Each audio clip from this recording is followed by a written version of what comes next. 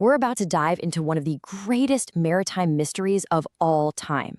We're talking about a ship that was found adrift in the middle of the Atlantic, in near-perfect condition, but every single person on board was just gone. So I want you to picture this. You're on a ship back in 1872. You're scanning the horizon, and you spot another vessel. But something's off. It's just drifting, aimlessly. And as you get closer, things only get stranger. Its sails are partly up, like it's on a normal voyage. There's no sign of a fire, no damage, no distress flags. It looks completely fine. But then, your boarding party climbs onto the deck, and you're met with this chilling, deafening silence. There's no captain at the helm, no crew on the deck, no family in the cabins. The ship is completely, and I mean utterly, empty. It's like they all just vanished into thin air. Well, this was the terrifying reality for the crew that stumbled upon the Mary Celeste, a so-called ghost ship that was perfectly seaworthy but totally abandoned, kicking off a mystery that we still can't solve today. You know, some ships just seem cursed from the start, and this one, it had a rough history. It was originally called the Amazon, and on its very first voyage, its captain died. A few years later, it ran aground in a storm. It was only after it was salvaged that it was renamed the Mary Celeste. Not exactly a great track record, and maybe a dark omen for its final infamous journey. But despite that ominous past, the ship was now under the command of a really respected captain, a man named Benjamin Briggs. He was about to take her across the Atlantic. And this, right here, is where our mystery truly begins. And this is what makes the story so tragic. This wasn't just a ship full of sailors, it was a family. Captain Briggs brought his wife, Sarah, and their little 2-year-old daughter, Sophia, along for the voyage. Along with 7 experienced crewmen, that's 10 souls on board, none of them having any idea they were about to sail straight into history. So the ship leaves New York, headed for Italy, and its cargo, it's pretty valuable. It's carrying over 1,700 barrels of industrial alcohol. And I want you to keep that little detail in the back of your mind, because it becomes really important later on. If you look at the ship's logbook, everything seems totally normal, up until November 25th.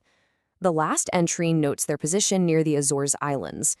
And after that date, nothing. Not a single new entry, no distress calls, just complete radio silence from the Mary Celeste. So 10 days go by. On December 4th, another ship, the Dei Gratia, spots the Mary Celeste and boards her. And what they discovered next just made the mystery even stranger. Okay, let's step onto the deck with them and see what they found. The whole scene was just baffling. I mean, look at this. On one hand, you have everything you need for a voyage. The valuable cargo is untouched. There's 6 months' worth of food and water. But on the other hand, everything you need to command the ship is gone. The entire crew, the only lifeboat, the ship's papers, and the captain's navigation tools. So this is the big question, the one that doesn't add up. The evidence suggests the crew left on purpose, right? They took the lifeboat. But why? Why would a veteran captain like Briggs have his family and his crew get into a tiny, fragile lifeboat in the middle of the rough Atlantic, leaving a perfectly safe ship behind? It just makes no sense at all. So the crew of the Dei Gratia sails the ghost ship to Gibraltar, where the authorities launched this massive investigation. They were determined to find a rational explanation for how 10 people could just disappear. Okay, so the investigators start ticking off the possibilities. What about pirates? Nope, the valuable cargo was still there. A mutiny. There were no signs of a fight, no signs of violence at all. What about some kind of accident, an explosion? The ship was in perfect shape. Every logical path they went down, it was a dead end. And after months of looking into it, the official inquiry came to a really frustrating and telling conclusion. The court itself basically threw up its hands and admitted, we have no idea what happened to the people on the Mary Celeste. So if the official investigation hit a brick wall, you can bet that speculation has been running wild for the last 150 years. So let's do our own detective work. Let's look at the biggest theories and see what holds up. All right, theory number 1. This one centers on that cargo, the industrial alcohol. The idea here is that some of those barrels started leaking, creating a buildup of flammable vapor down in the hold. So what's the evidence for this? Well, investigators did find 9 of the barrels were empty. And what's really interesting is that later experiments showed an alcohol vapor explosion could create a huge blast without leaving any scorch marks. So maybe there was a loud bang and Captain Briggs panicked, ordering a temporary evacuation. But here's the hole in that theory. If it was just a false alarm, a temporary evacuation, why didn't they ever come back to their perfectly good ship? Okay, on to theory number 2. This one doesn't blame the cargo, but instead points to a possible combo of a mechanical problem and simple human error. Basically, a false fear that the ship was going down. And the evidence here is that one of the ship's pumps was found taken apart on the deck, which suggests it wasn't working right. So, if Captain Briggs couldn't tell how much water was in the hold, he might have panicked, thinking the ship was sinking fast, and ordered everyone into the lifeboat. But again, you have to ask yourself, would a careful, experienced captain really act so rashly?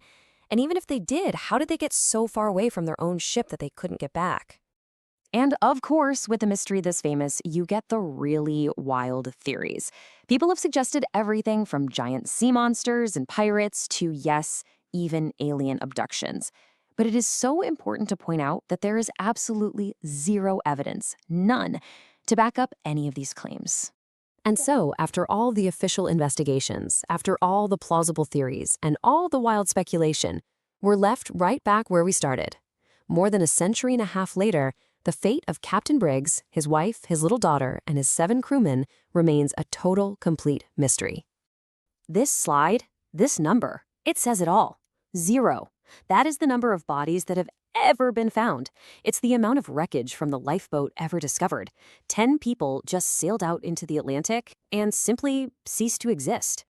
So the question remains, and it's just as haunting today as it was in 1872. Was this a terrible tragedy born from a captain's fatal mistake? Or did something far stranger, far more mysterious happen to the 10 souls aboard the Mary Celeste? The truth, it seems, remains lost to the sea.